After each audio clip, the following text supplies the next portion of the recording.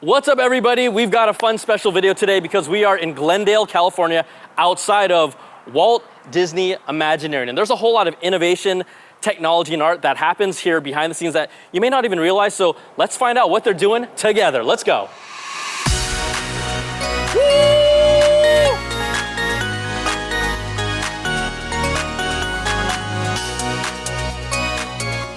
Here in their lobby, these are called Theas. Think of these as the Oscars for theme parks, and we have awards for Rise of the Resistance, Millennium Falcon, Smuggler's Run, Nemo and Friends, Sea Rider, a variety of awards that showcase a lot of the accomplishments that they have made from things that came from this building. Look what we got here. YouTube plaque, 100K subs, I approve. All right, everybody, so we are inside Walt Disney Imagineering, and there is storytelling everywhere, especially here. This is the Monorail Hallway. This is inspired after the Mark VI in Florida, and if you look at here, these windows, there's different animated characters throughout Disney's history. There's music playing through. Each of these screens representing a window is unique and original to itself. So look, I'm in a Monorail Hall, baby. This is amazing. We are here at another location, Walt Disney Imagineering Research and Development. And this is the spot where it's made up of scientists and engineers and artists all coming together with a lot of things that you see at the theme parks. They sometimes, right, come up with an idea, put it together, you see it there. Sometimes they actually have to invent technology itself. If you look on the walls here, there are hundreds of actual patents that Disney has. So what we're gonna do is go inside and see some of the good stuff. There were so many things we got to see, and some of them we can't even show you, but let's start off with the tech goodies and my first experience seeing Walt Disney Imagineering's HoloTile Floor. And the big brain behind this, Imagineer Lanny Smoot, who is truly a living legend. I mean, this guy was inducted into the National Inventors Hall of Fame. He has 107 patents under his name, 75 with Disney, and he has the second most patents ever in the company, only behind Walt Disney himself. So I think he'd be the best person to talk about what's happening with the HoloTile Floor. What we described is the world's first multi-directional, modular treadmill floor. Anyone can walk in any direction on that floor. The floor will always keep them in one place or allow them to have, let's say, two people can be on that floor. They'll never walk into each other, and they will be able to walk in any direction they want for as long as they want. Now, if you look at the floor, it's made up of these individual elements called a drive stack. They are modular, so you can create as big of a floor surface as you'd like. There are two parts of that stack. There are two axles that are coming up through the top. One turns a disc. The other one, that disc is sitting on an angular surface with a bearing that allows the disc to still turn even while its high side is moving like this. If the disc is rotating like this and I'm standing on it like this, I'll move this way. If it is moving this way, that disc is turning like this, I'd move this way. So it is the angle of the tilt and the rotational control of it that allows any part of the floor to move you in any direction. During our demo, you can see how they're constantly tracking where your feet are at all times, and you can see the drive stacks reacting in real time based on where you are. They even have a setup where there's an overhead camera away from the HoloTile floor, and I was able to control and move an item just like a Jedi because it was detecting my hand movements and translating that to the floor. The technology is really cool, and we haven't seen it implemented in any attractions for the public just yet, but what's the practical use case for it today? We use the floor to put an engineering document, a drawing or a three-dimensional image into the HoloTile Floor's computer, and then allow a person walking through one of our parks without having even built the newest buildings, right? When you walk through a place, you see everything around you, you remember the walking, oh my God, it was 20 feet here, 50 feet there, this is like, okay? And so people understand when they're using the HoloTile Floor as a design tool that they can make changes in the thing that they are building, and they're experiencing walking through a site that they haven't yet built. So it's already changing how we do design. So it was an absolute honor to get to talk to an incredible mind like Lanny's, and hey, he watches the channel too. Now that wasn't my only Jedi experience. I also got to touch, feel, and yield Disney Imagineering's retractable lightsaber. This uses a clever system of 2 translucent motorized tape measures that unroll from inside of the hilt, then bending them into a concave shape to form a lightsaber blade. There's a string of LEDs inside that also unrolls at the same time to create that awesome illusion of a glowing, extending blade. And of course, you have that signature lightsaber sound. It doesn't feel like a cheap toy. The hilt has a nice hefty weight to it, and this feels like the real thing. They wouldn't let us wildly swing it around, which tells me that you're not gonna be whacking it against another lightsaber anytime soon, but this was one of the coolest things ever. 10 out of 10, would recommend. We also got to meet the BDX Droids, which represent a breakthrough in robotics technology with their level of character expression. These droids are put into a simulator for about 3 days with rules and rewards to learn how to walk and keep their balance properly so they can be pushed on, leaned on, or even deal with uneven terrain. Operators use a 2 joystick control to operate them and can give them each a unique personality. Of course, these guys are cute and fun, but the BDX Droids even won a Thea Award for Outstanding Achievement for Technical Innovation this year. And again, the Theas are prestigious awards given by the Themed Entertainment Association. It's really like the Oscars for innovation in theme parks. But the BDX Droids, these are definitely the droids that you are looking for.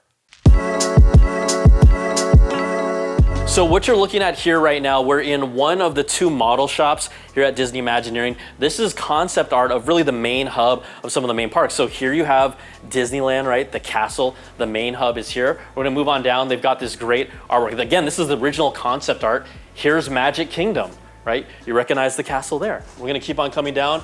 Of course, then you have Epcot, right? A little bit more flair, colorful. You can see how the concept art has evolved over time.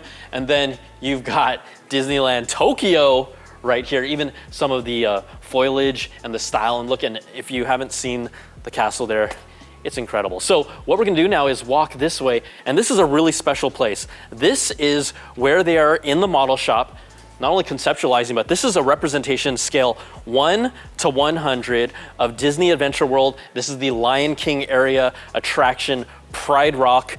Think of this as a snapshot in time of what this attraction will look like. You have the paths where people are walking. Look, the water ride coming right through the center of Pride Rock.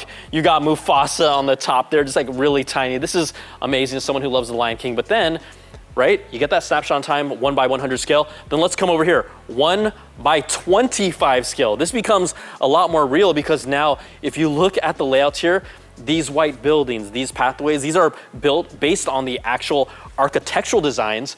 You'll have these foam rocks that are being hand carved. So the detail here is getting it to as real as possible. They even said that they will use 3D scanning to then capture some of this information data to bring it to the actual park. And we know that it is coming to Disneyland Paris. I believe construction starts sometime in 2025, but to be able to see this up close and again, 1 to 25 scale, whoo, I gotta be going to Paris real soon.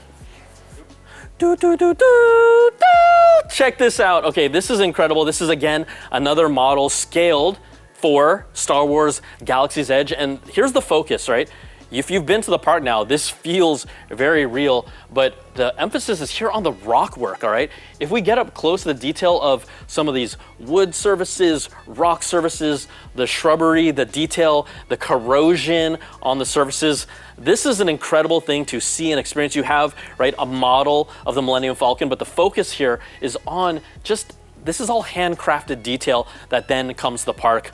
This is just amazing to see. Then we have also, these are concepts. So here's a 1 to 200 scale version of the Nordic Kingdom. Now this was the inspiration behind what we get at Fantasy Springs over in Disneyland Tokyo. You have some of the buildings, but this is not gonna be an exact representation of what's in the park. But again, this gives the designers an idea of how this is all laid out, but just the meticulous detail that goes into building these parks that really we take for granted. How many hours did this take? And then it became a real thing. That's pretty incredible. Then here, this is a fun one. El Capitan, or El Capitan, let's get it right, Theater. If you've been on Mickey's Runway Railway ride and Mickey Minis, that's really amazing. But what they talked about here is why this was important is that you could get an idea of the scale and the eye line, because they want to create this world where when you're looking at the sky, the real sky, it feels like a continuation of the world that's built in the park. You see all the shops, and I could just plant little mini Brian, like this size figure here, in here, and yes, this is absolutely what I experienced in real life. All right, so we are now inside the Blaine Gibson Sculpting Studio. This is one of the coolest places inside Imagineering. Why is this important? So let's say they make these original sculpts, something like a hand or a character. Then they'll put in a plaster mold, and then you'll come up with something like, look, Hondo's face. There will be that skin mold. They'll then paint the details on that skin and then put it on an animatronic like this. This is the A100. Now, this is all hydraulics, but Hondo's on the A1000, all electrical. And then another cool thing in the sculpting studio, over here, Snow White and the Seven Dwarfs, these are made out of Carrara marble, right? Just like the artisans of the past. And this is just one of the incredible areas, the history and the lore and the technology here. Woo! Gotta love it. So to continue the story of art and technology, we went to the animation design and production building that you can't see because they wouldn't let us show it to you. And this is gonna help connect the dots from what we saw in the studio. We talked about making these skin molds, and we had a whole table of them for us to feel and play around with. You can see how detailed and textured something like Davy Jones's tentacles look like and feel like. I mean, it felt so real, even almost a little sticky. And hey, I think this is the mouth of Mama Odie from Princess and the Frog. These skins are then put on top of animatronics like this one. This is an older example they showed us with an analog control system. I was obviously having some fun here, but you can see the details in the animatronics that create expressions for characters under the skin. They had some significantly more advanced ones we saw that they wouldn't let us show you. Think about this, the shaman from Pandora, right? That has incredible facial details and expressions, subtle ones, big ones, but it's also crazy to think that Disney's very first audio animatronic ever was a bird from the Enchanted Tiki Room. So the next time you go there, it all started there, and now we're here with insane animatronics today.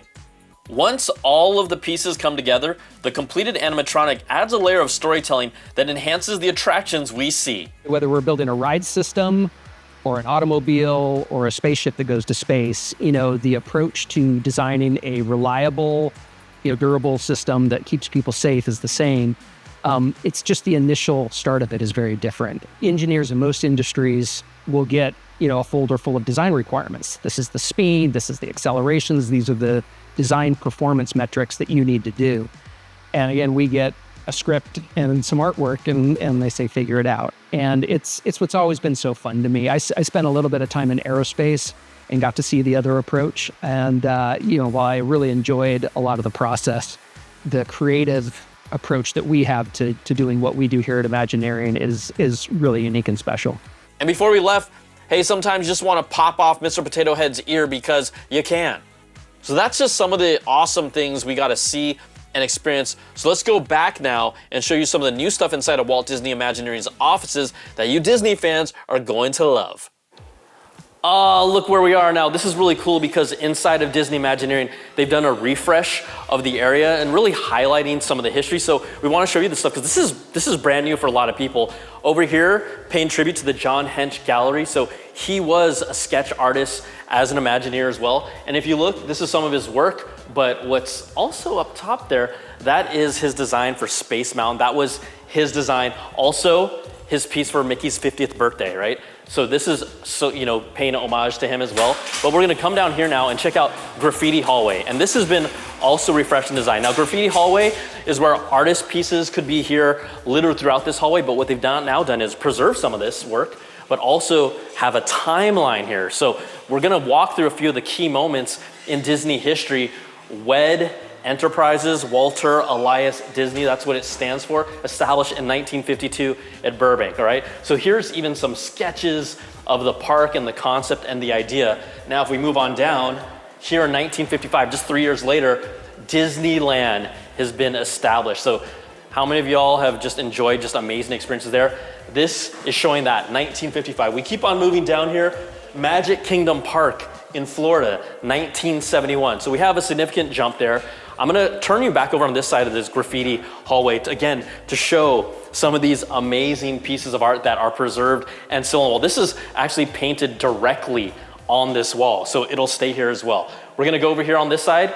Epcot established in 1982 over in Florida. And then a fun way to maybe showcase the next generation, these are pieces of artwork from Imagineers' children and emulating, right? It looks like a small world design, but all these little pieces, that's from them. Then we have, I was just here a couple months ago, Tokyo Disneyland established in 1983. This is an amazing timeline of the history of Disney. Back over here, this is the Legends Hallway that is celebrating legendary Imagineers through the history of Walt Disney Imagineering. Then look, Disney's Hollywood Studios, Florida, USA, 1989. Disneyland Park in France, 1992. Over here on this side, paint out, there's going to be additional additions to Graffiti Hallway. So this is, again, preserving that art and that culture of Disney. We keep on walking down a little bit more. We have some photos here, and this is really cool. An original piece made just for this building, former Disney Imagineer and now artist Eric Robinson. This is another way that you can see just the bloodline and just preserving what Disney means to all these people. And as someone as an outsider, this is just really exciting stuff.